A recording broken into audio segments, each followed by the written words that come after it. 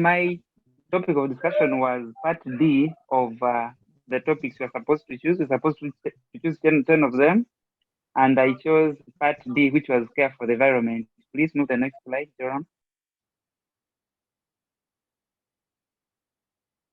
I started with defining the term environment, and I got from the dictionary that environment refers to the natural world or the ecosystem. We have the interaction of many creatures, and as Christians, we believe that the natural world and all that we see around was created by God. And we find that God created everything and then put man to be in dominion or control of all that he had created from Genesis 1:26. I put the presentation in question form because I thought there are questions we need to answer about caring for the environment. So next slide, please, Joram. Now the question is why care for the environment? From the very first chapters of the Bible, we find that God creates first what we now call the environment, the light that he gave us, the separation and the firmament and the sea and the land and all the creatures that are therein. And finally, he creates the beast and then conclusively, he creates man just before putting the Sabbath in place. And we find that what we see around us, the environment, is a gift from God. And as Christians, we have that more responsibility to continue with the command or the charge God gave to Adam and Eve to take care of the environment, all that are created around them. And then now we realize that even men are part of the environment. And as human beings, we need to take care of the environment because it extends to our personal health and lifestyle. How we take care of the environment affects us. If we cut all the trees, for example, we'll have changes in the climate. If we deposit dirt wherever we find, somehow the dirt will come back to us with the foods we plant and will affect our health. Next slide, please. Yeah, we find that there are a number of factors that are challenging this sacred responsibility, that we are selfish. Someone wants to put a factory and they want to cut all the trees around because they want to get their factory in place, and then we tend to think that our needs and wants surpass the needs of the general environment and other people we are staying with. And we just are a careless community. People just don't mind what they put in place. Someone says, as long as it favors me, we don't mind. We just see the natural resources as very plenteous and we can deploy to them whichever way we want. Then some people, even in our church, we are not very cautious about having the environment around us as part of what God has given us as our stewardship role. And we find that we just we can't make faithful stewards because we don't know where the stewardship extends to. And then we forget that what we have actually is from God, including the environment, that it's a gift we need to cherish and take care of. Next slide, please. Yeah, now in caring for the environment, we should be asking now, what can we do? Now it starts with accepting that this whole world is a divine trust. Weekend as it may seem after these 6,000 plus years, the environment still is in our charge as Christians, supposed to take care of this. Ignoring ignoring the care for the environment will be a rejection of the initial responsibility God gave Adam and Eve, as we read in the first chapter of Genesis, the first slide we had. Next, please.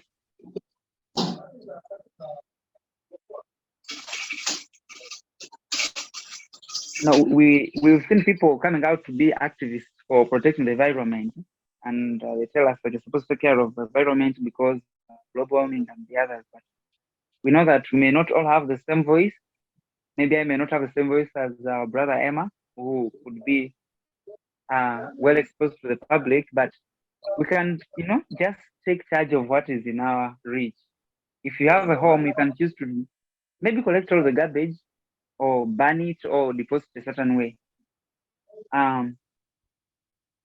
we can just manage the resources we have. Resources could be the water used in your home. It could be what you use for fuel in your home, depending on how you use it. If you use charcoal and you always use charcoal recklessly, in the end, you require to get more charcoal, and people who produce charcoal cut more trees. So as Christians, it's our responsibility to take care of the environment, even being very cautious about how we spend the resources we have.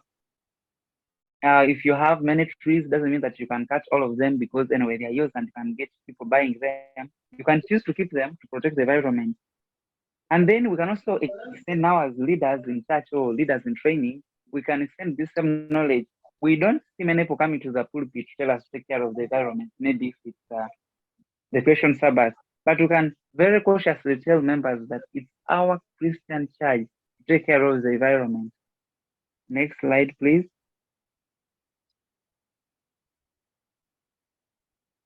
Now we can move from a wasteful or careless attitude to one of careful choices. This means that decisions about the use of resources in our homes, just in our homes. So you don't become wasteful in how you spend the resources around your home, like I said earlier. We have this the hymn always sing, this is my father, this is our father's world.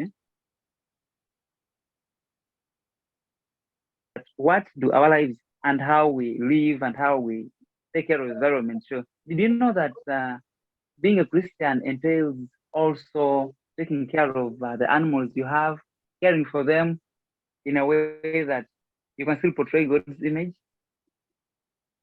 So the personal question that we can ask ourselves is, how long can we continue to ignore this sacred responsibility God gave to Adam and Eve? Because we may think, well, I'm not Adam, and I don't have any animals. All I have is things people staying in the city may be thinking, well, it doesn't concern me, but it does, because God has put you in charge a certain way. If as Christians we individually take a step to protecting the environment, interacting with it in a very divine manner, we shall find that we are contributing to conservation of the environment. Thank you so much. My slides are almost done. Can play the last slide. Yeah, thank you so much. The presentation has been good. Maybe what I need to throw more light is probably how the youth can actually, what the youth can actually do to preserve this environment. Dealing with the youth, probably what you can add is to center more on the youth, how they can preserve the environment. And probably another thing is what we actually learn from this. I think that like you as a person, what you have learned from this, something like that. Oh, thank you so much, Emma. Thank you so much for that insight. Well, I think, yeah, like as we summarize, we can incorporate that, how we can make it more personal to the youth, how they can see that they are involved in conserving the environment, and how we can charge them, including ourselves, to take care of the environment deliberately. Yes, Elder Sam. Oh. Hello.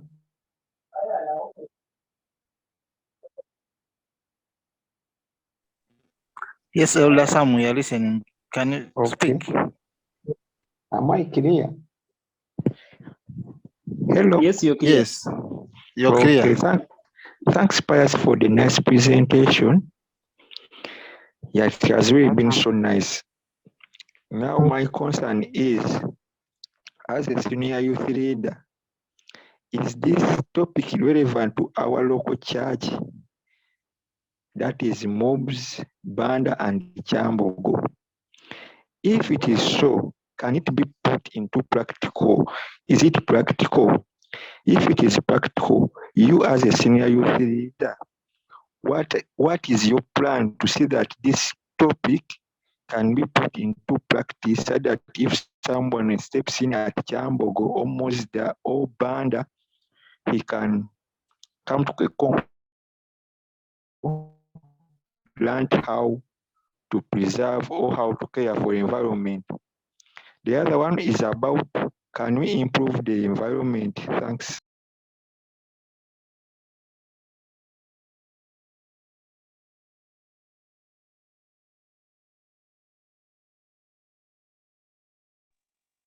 Hello, members. I think we can, any of us can give an insight because it will be a discussion. I thought by sharing the slides earlier, we'll be able to maybe look at something like people bring in their views.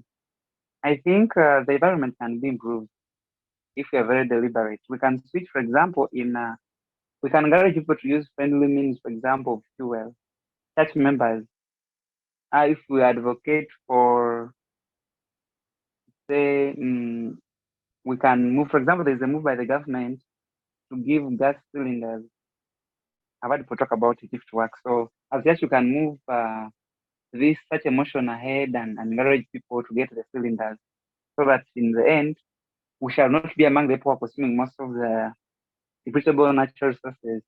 As senior youth leaders, we can, for example, deliberately put dustbins or places for collecting rubbish. We can more reservedly use the resources like water, not be the ones seen dumping bottles after taking water, after buying water. So if we set an example, those who are looking up to us may know that around this, we don't throw bottles around, for example.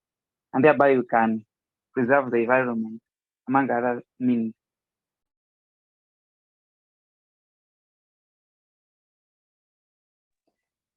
Yes. Hello. Hello? Yes. Okay, thanks, Yes. Pious.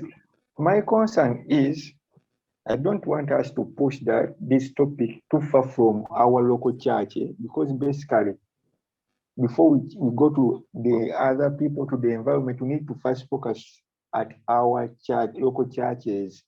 For example, if you come at Chambogo, I don't think that there is even any flower at our church. So I wanted you as a senior youth leader to come up either with something or a project which we can do, which can be led by you as a person, as an expert in how to care for environment, which we can do as senior youth leaders. Thank you very much.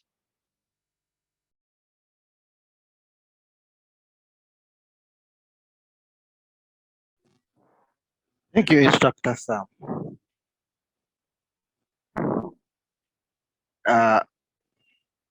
Smart. Hello. Yes. Yeah. Yes, I Yes. think we can go to the next presenter. Me. The I think reactions it's are you, over. right?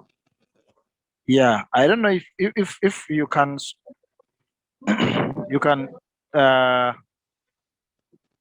you can display even mine. I don't know. Yeah, I don't know where Miriga is. Okay, Madam is want to speak. Emma, Miriga. Okay, mine is. Miriga Emma. Yes, please. Make letter in the co-host. Oh, okay, okay. Yes, madam, you can speak.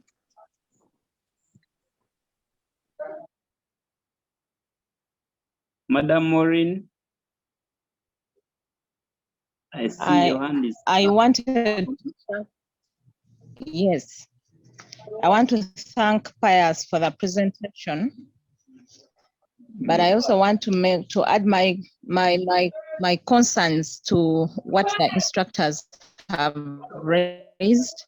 He has suggested something that can be done, and the fact that preservation of an environment begins with I as an individual. I have a responsibility as an individual to make a contribution to see that I leave the place or better than I have found it, in terms of hygiene, in terms of keeping it, beautifying it, in terms of causing awareness. For example, like Pious noted out the fact that we do a lot of littering. Whether we are aware or we do it subconsciously, we do a lot of littering. But what can I, as an individual, what can I do to help myself and the people around me? Example, the other time he was serious and threw the pill outside the window. Now, my responsibility as a person who knows, who understands what the environment is all about and keeping it healthy, my honest part was to pick that pill and not tell him that what we have done. You could choose a polite way, because we being leaders, we need to sensitize. There are people who are just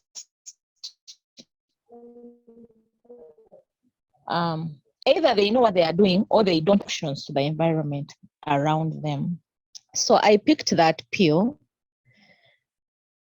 I thought it was polite. I don't know. You could advise me otherwise. But I thought it was polite. I picked the pill. I told him this pill needs to be taken to the dustbin. And I carried it myself. I thought I was making a point. But what I'm trying to communicate is that when, like Pious said, that it needs to be intentional and it begins with me. So I need to make sure that my environment is clean, one. And if I need to sensitize those around me, if they are not aware, to let them know that we need to do things right. Those are my comments.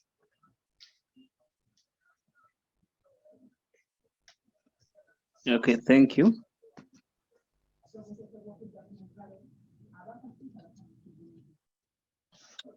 Pious, you adding on something, or it's enough from her and we can proceed to the next speaker?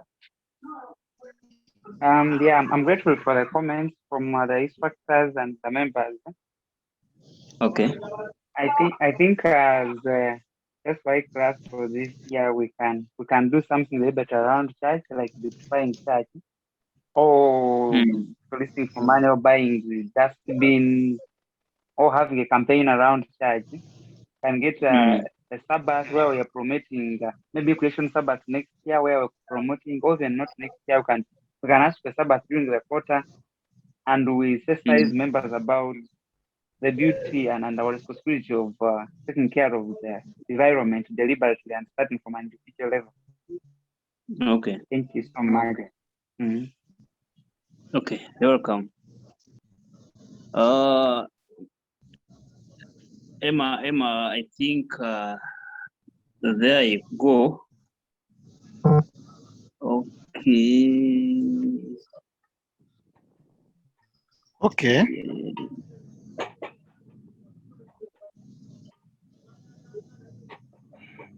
Yours is a PDF, so I will try to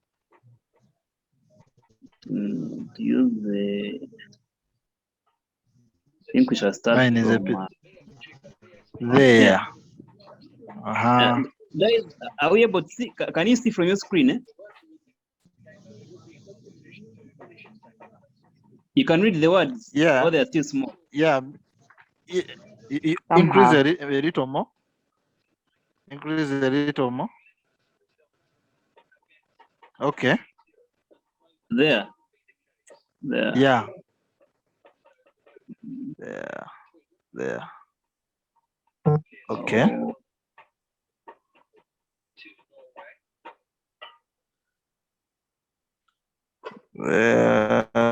Reduce a little, make sure the words just fit. There. Yeah. Okay. There. Okay. Yeah. Now, you and the youth, is the category that we are discussing, and mine was money consumerism. And money consumerism is just a social or economic habit of acquisition of goods and services in a manner that is always increasing. So I gave a slight background that this came up at the time when there was a lot of industrial revolution, when very many products came onto the market, when there was an industrial boom. Very many factories are coming up, and very many factories are producing different things. So the society became excited about very many things. That is how the syndrome of consumption came in. The syndrome of consumption came in.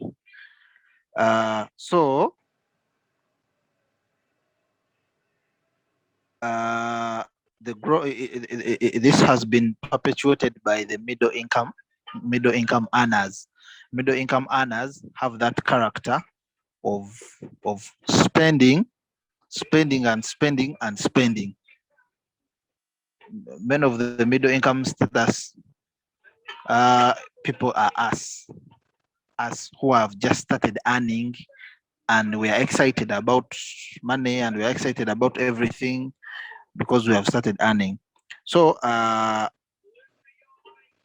we work hours than ever, earn more income but save less. So personal debts have increased because we don't want to reduce our expenditures on things that we think we want. So our societies have exalted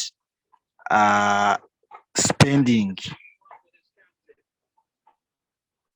You find that someone has no problem spending any time they want. They have no problem spending.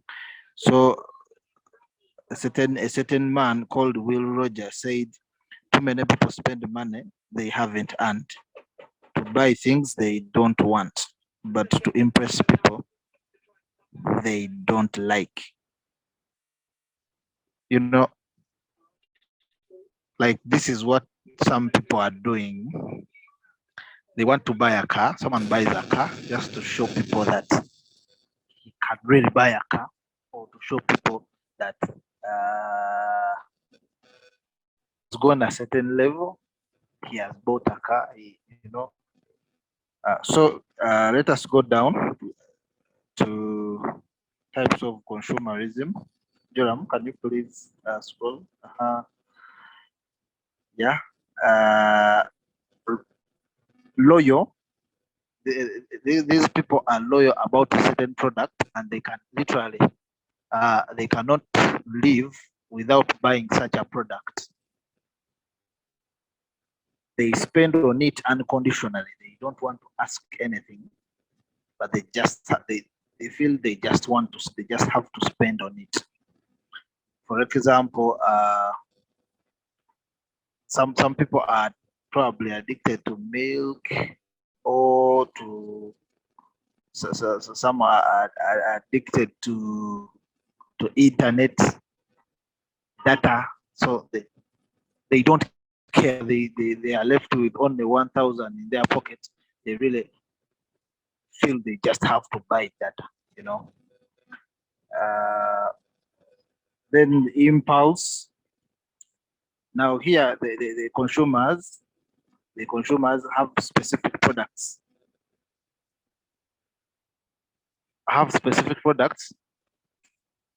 And they really want to buy what is available at that time.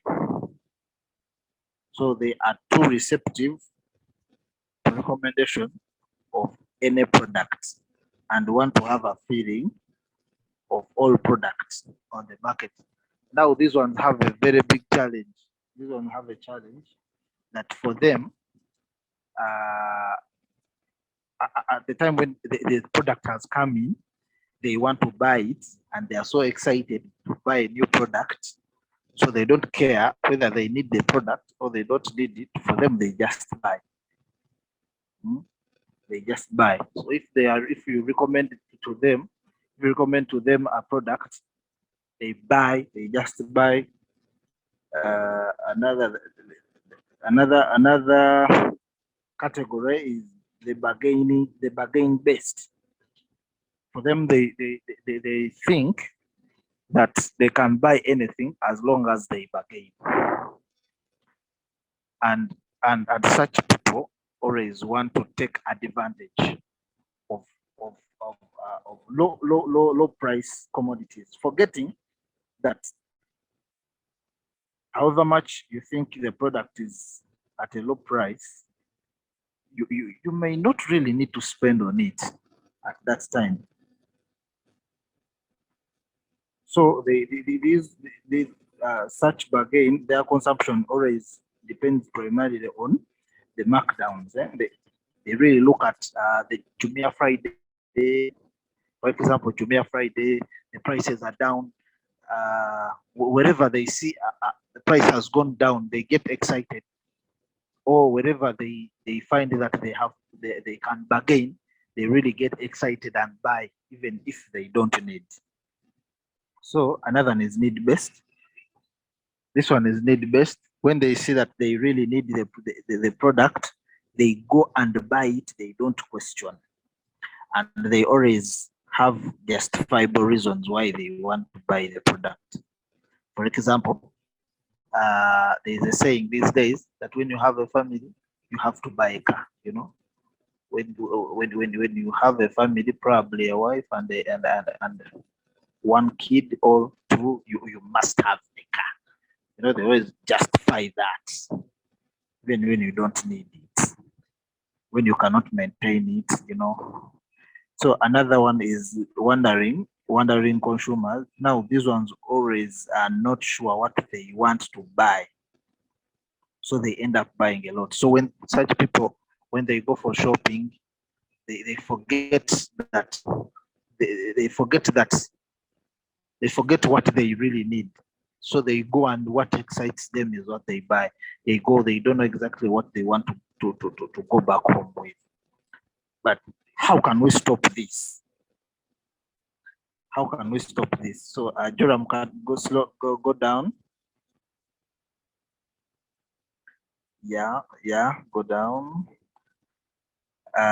One is stop. Good. One of the ways how we can stop this money consumerism, this tendency of always spending, and every time you increase in your expenditure, every time you increase in your expenditure on a product. How can we stop this? Stop and reevaluate. Then it means first stop the spending and try to evaluate. I gave a question here. Are you finding time for those things that matter the most? Do you really think what you have is what matters to you? Do you see these things that you have bought as a burden? So it means like slow down, try to look through, you know, try to find the whole picture, trying to look at your income, your loans, what you are paying for, your spending habit, you know what you do every day, you know. Try to look through your life and you see whether perhaps there could be a better way, you know, you can do. So you stop and to try to evaluate your life and you see whether you actually, when you spend it, you stay with somebody, or what you are buying, is it really, do you really need it? Such things. Another thing is stop copying other people. You don't exactly know what kind of life people are chasing and what kind of life people are living. So it is not good to try to live someone else's life. Your neighbor has bought a car, your neighbor has done this, someone has done this, your church member has done this. Your life is unique. It is unique, and you do not have to follow the trend of society. Probably the society is doing this, but now everyone is having a smartphone. You know, everyone is having a smartphone. You don't have enough money to buy a smartphone, and you are pushing, you are going ahead to get a loan to buy a smartphone. That is not really. So you stop copying other people. Yeah, Joram, can you go down?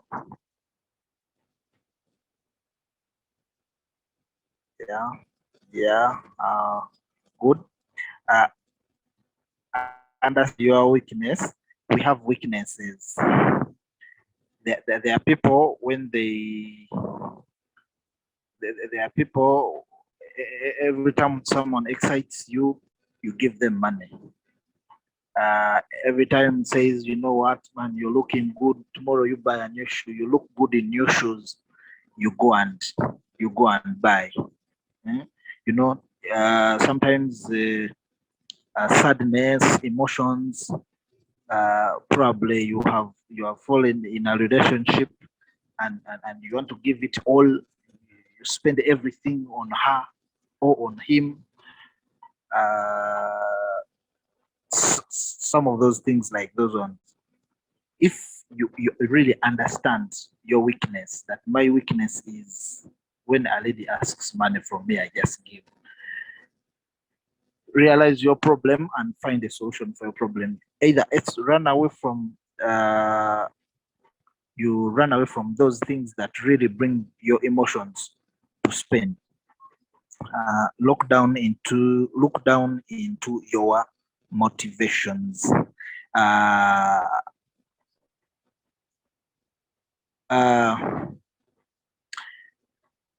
You know, motivations, communications all through the networks or social media or TV stations is really to excite people on such products, on their products. They are not really getting to the reason, to the best communication for those products. So look down into your motivation. What is motivating you to buy that product, to spend on that thing? It's not that, let it not be that someone has really someone has really tried to push your consciousness to buy that product. Has sweet talked the product, has showed you the benefits, how sweet it is, and you just buy everything that comes in that is sweet talked, you buy, sweet talked, you buy. So your motivation, find something that can motivate you more than just the excitement and the fulfillment of esteem. Then seek contribution with your life and usefulness in your just only what you need to effectively accomplish your unique role in the world. You know, you find that as Christians, there are things that don't really matter so much to us, don't really need so much, you know. So you look through your life and you see those things that are useful to your life, that will help you go forward. Those are things you should really spend on.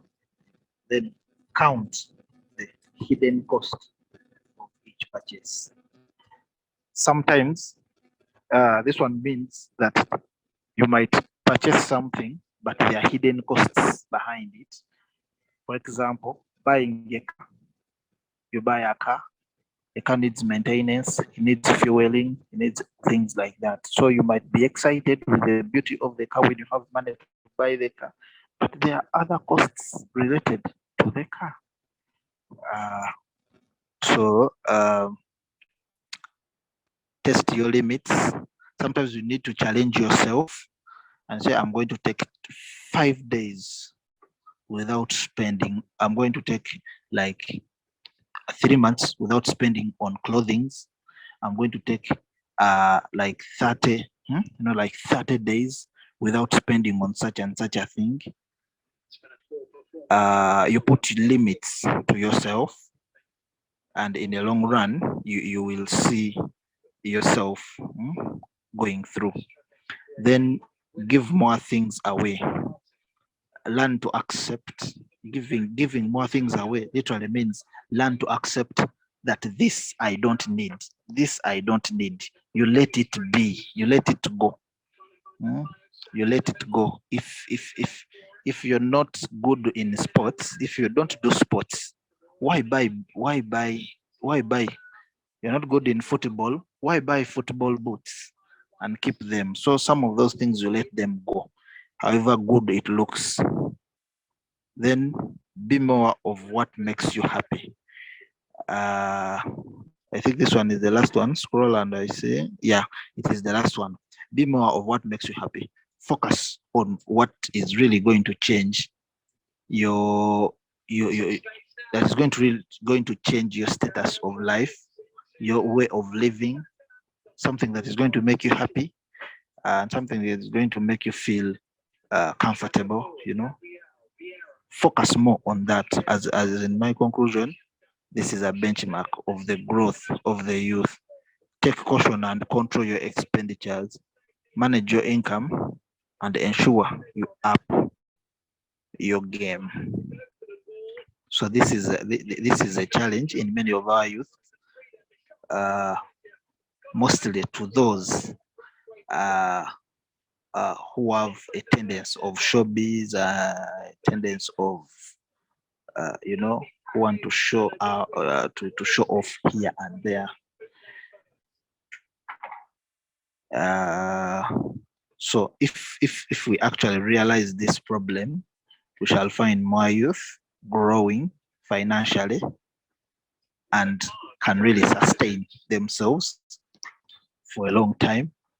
And of course, as a church, when the youth can sustain themselves, there is growth. There is growth. Thank you very much. That was my presentation. I beg to submit and wait for reactions. Okay, thank you, Emma. Yes, reactions are welcome at this moment. Yeah, I'm seeing Elder Sam. You're thanking him, or you have something to submit on?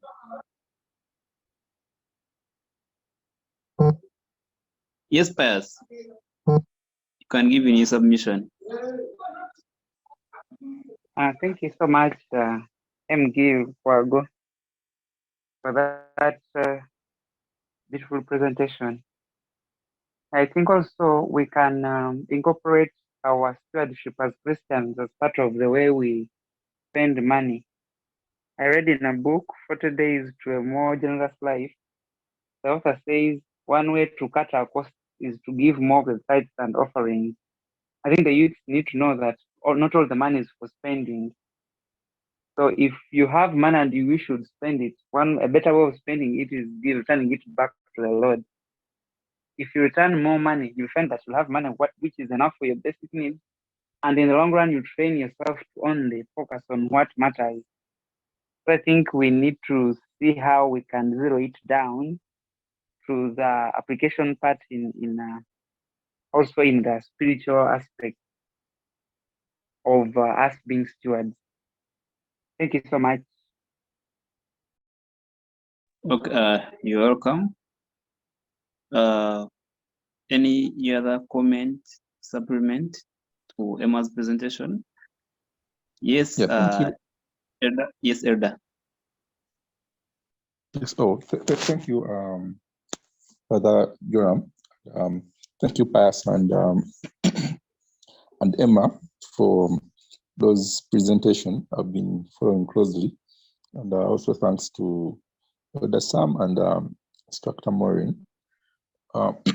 So I'll not go into what people have discussed, but let me first do this communication.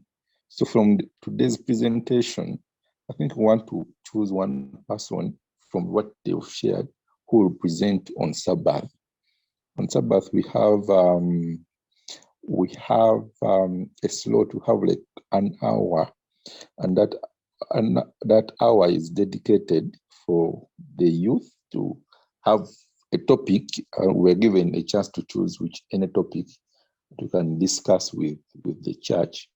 And so far, we've, I think, held 3 sessions, and it is picking up. People are enjoying it. And I want to extend an olive hand or extend this invitation to whoever is willing to any topic you want. And as Elder Sam made in a statement, any topic that can be relevant to Chambogo, moves and Banda, but specifically maybe Chambogo, because that's where we've begun. So the one that Pious presented, I don't know if he will be here or Emma to present that. But maybe the other thing is, maybe this is my personal preference. You know, like when we are doing these slides, it is, you know, a slide is visual.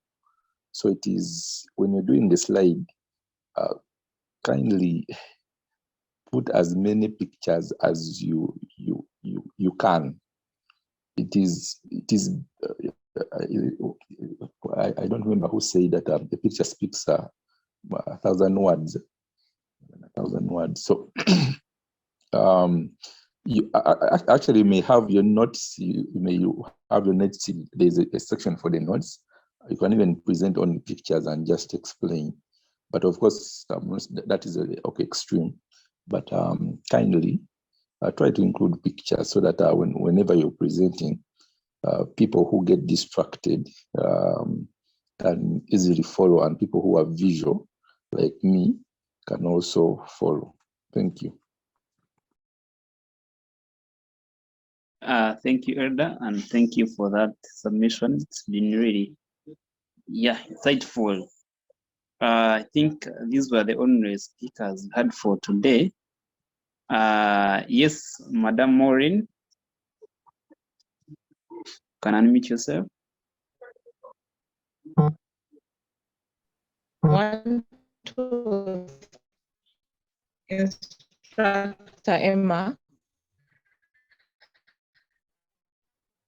for the presentation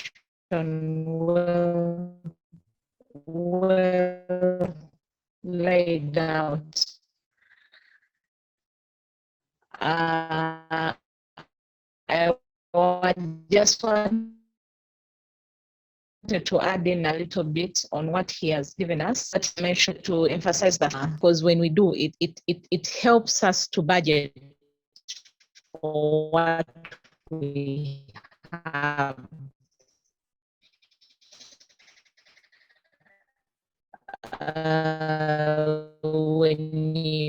When you know that they have this, you know your needs, you know how the offerings and the tithe is also partly if we engage into the saving culture. So as youth, as leaders, we ought to learn the habit of saving, because once you save, actually, it helps you to build and to develop, to be an entrepreneur, to know that what I am saving, what am I saving for? It gives you the idea of knowing that when I have saved, I have bigger plans to accomplish. So I wanted us also to add that part of the saving bit to the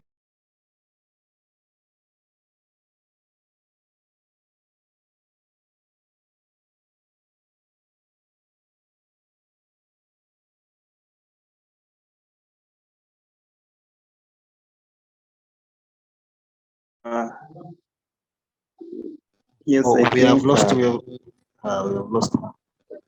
Yeah, she has again been muted. I think her network is poor, but yes, I think if possible she can type. But meanwhile, You're we are not coming to the end. Yeah, we get you. You may conclude. You may continue with your submission. I have concluded. Oh, I Kale, have Kale. already concluded, but I was saying part of what we have learned, we should add on the bit of saving, the saving feature. So as we learn how to limit on our expenditures, we should also, like I said, that like Pious said, that giving tithe and offering is part of limiting on being also another excessive spending and consuming. Yeah. Yes. Okay. Thank you. Thank you. Thank you all. I want to again thank our instructors who have spent time and come and inspect and see how best we can adjust and be perfect. We don't take this for granted. And also the firm members in training, SYL in training. I want to thank you for spending this time and come on. Some gave excuses of not having data. I think yesterday we had a meeting which people complained they are not used to Google Meet and opted for the Zoom meeting, which was in here. I expected more than 10, but we are less. Nevertheless, I'm going to edit and post this on my YouTube channel, and I will send a link to the group. Those who have missed, they'll go and have a review and see those who presented and the comments they gave and the submissions from there. They can make their own summaries and put in their portfolios.